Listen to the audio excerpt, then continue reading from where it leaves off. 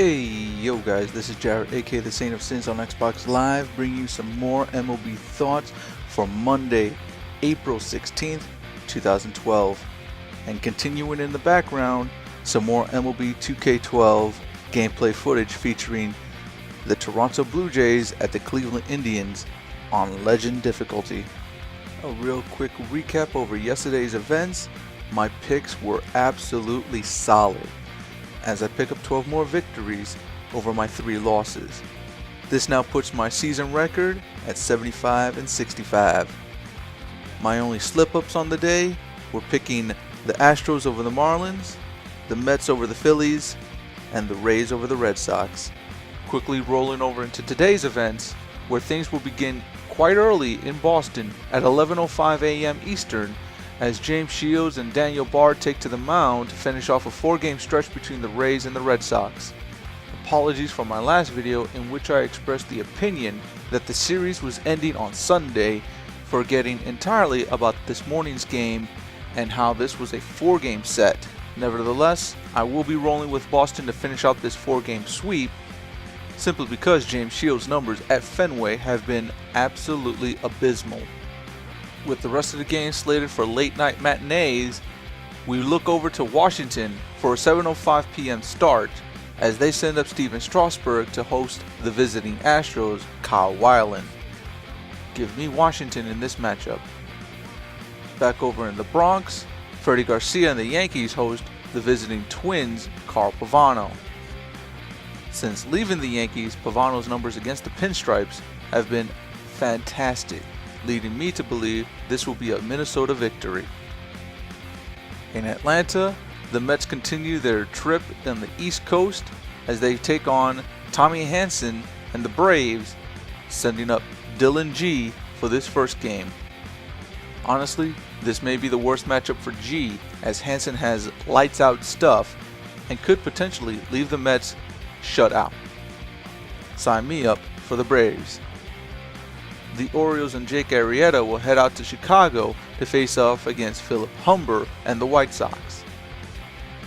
This is a bad matchup for Arrieta, whose numbers typically against Chicago have been pretty bad. I'll be rolling with the South Side Sox for the victory. In Kansas City, the Royals will send up Danny Duffy to host the cooling off Tigers and Justin Verlander. I believe this series will be their rebound offensively, but never mind that, this pitching matchup highly favors the American League Cy Young and MVP, Justin Verlander, so sign me up for a Tigers victory. In Colorado, Jeremy Guthrie and the Rockies will host the visiting Padres, Corey Lupke. So far, I'm still unimpressed with the acquisition of Guthrie to Blake Street, and therefore will be siding with the Padres in this one. The Pirates will continue their grueling West Coast trip, sending up Eric Bedard as they head into Arizona to face off against the Diamondbacks and Joe Saunders. I went back and forth a little bit on this matchup, but I feel very confident in picking the Pirates to get Bedard his first win on the season and start rebounding into being possible contenders for the Central Division. After their weekend series in New York, the Angels return home, sending up Jarrett Weaver to host the Oakland Athletics and Brandon McCarthy. Normally I'd be picking the Angels in this one, but they're coming off a night game in which they have to travel from coast to coast to return home to host a more fresh and relaxed Athletics team. So whatever offensive spark they picked up in New York will likely be jet lagged.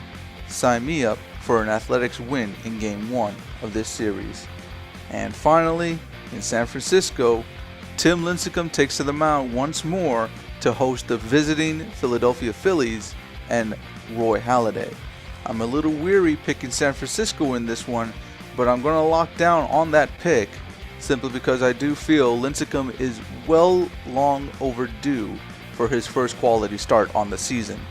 So once more, here are my picks for the day: Boston, Washington, Minnesota, Atlanta, the White Sox, Detroit, San Diego, Pittsburgh, Oakland, and San Francisco. And to wrap up this edition of MLB Thoughts, we now turn our attention to the Los Angeles Dodgers, who sit atop the league with the best record in all of baseball right now, at 9-1 and ask the question, are they contenders or pretenders? As for right now, I have to answer that they are pretenders simply because thus far into the schedule, they've only faced the San Diego Padres in 2 separate series, as well as the Pittsburgh Pirates. Though for me, the National League as a whole has grown weaker during this offseason, I think their true test will be whether or not they can handle the St. Louis Cardinals. But unfortunately, by the time these two teams meet in May, it's likely neither team will be the same. After all, right now the Cardinals to me look like actual playoff contenders right this very moment, as they are simply doing everything right. Pitching, hitting, and defense have been all accountable. But the real shocker has been that their offense hasn't missed a beat despite losing Pujols during the offseason. And unlike the defending world champions, the Dodgers have many questions scattered around their lineup.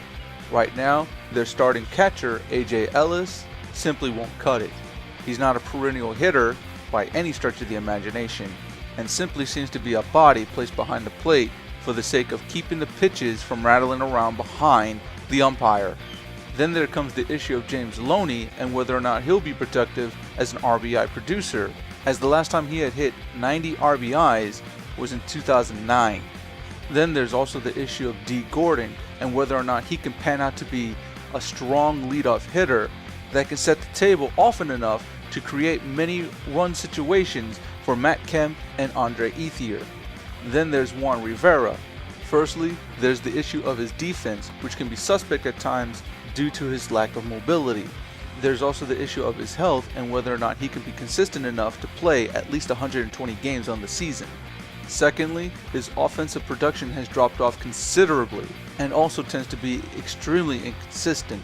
He proves to be more of a liability in my mind than an actual asset for the team, especially in the starting position.